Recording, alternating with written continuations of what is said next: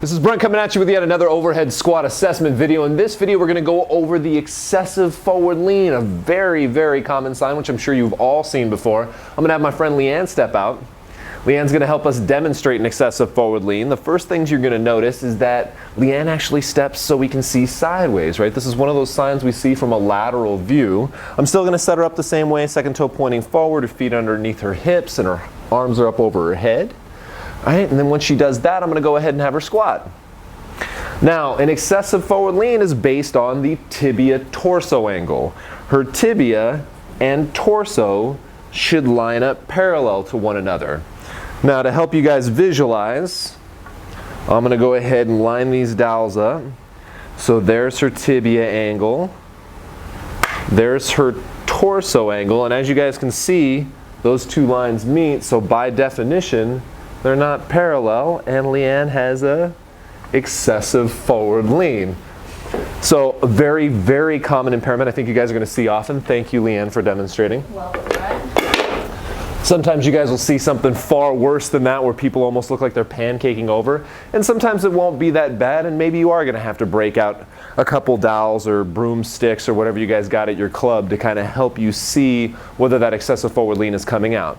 Now, this isn't a terribly hard dysfunction to start correcting. It's not a terribly hard dysfunction to analyze as soon as you know what's driving it. Now, I know most of you guys are probably thinking excessive forward lean, well, that's excessive hip flexion. But we actually have to take one more step back from that. What's actually driving that hip flexion is the inability of my knees to track forward. Now, the inability of my knees to track forward is a lack of dorsiflexion. So the same joint action that causes my feet to come up, all right, is the joint action that allows my tibias to come this way. So dorsiflexion, foot on tibia, dorsiflexion, tibia on foot. Since I can't track my knees forward, here's what happens. I can't track my knees forward, which means as I squat, my backside gets further and further behind me, which is where my center of mass is located, right, my core. Once it goes past my base of support, I end up having to throw all of my upper body mass forward to maintain balance over my feet. So that's what's actually driving this dysfunction, is that lack of dorsiflexion, which then causes the excessive hip flexion. Now, a lack of dorsiflexion is the same thing as excessive plantar flexion for our analysis purposes. So, now we're right back to the same 5 steps that we've been going through on every video. Excessive forward lean equals excessive hip flexion and excessive plantar flexion. You guys know your hip flexors: TFL, psoas and iliacus, rectus femoris, adductors.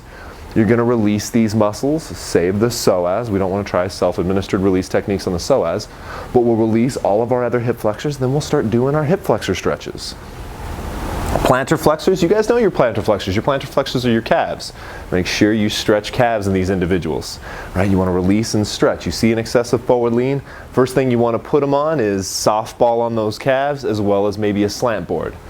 As far as what's underactive, this gets a little tricky. We're going back to some of this synergistic dominance. You guys probably have heard this phrase before, this idea before.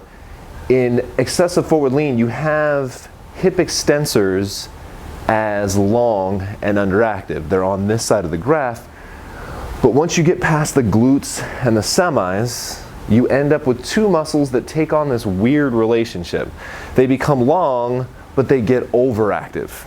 What that means is you can release these muscles for their overactivity, but you don't want to stretch them. Just because they're overactive, you don't want to just go ahead and stretch and lengthen them. Because they're overactive, you also don't want to activate them. If you guys get somebody in an excessive forward lean, the big muscle to think about is actually the glute max. So you guys can kind of forget the other muscles that'll extend the hip if you're trying to correct this dysfunction, and keep going after the glute mass with your isolated activation techniques. Dorsiflexion, of course, is a huge important thing to gain back. You guys are going to want to continue to go after the tibialis anterior, and if you don't know some good tibialis anterior activation by now, I would definitely recommend you guys looking up those videos, putting them in your repertoire, because you can definitely correct a lot of these lower leg dysfunction problems by learning how to get this guy going. I hope you guys learned a lot from this video. I hope you guys understand excessive forward lean and get great outcomes. Thank you.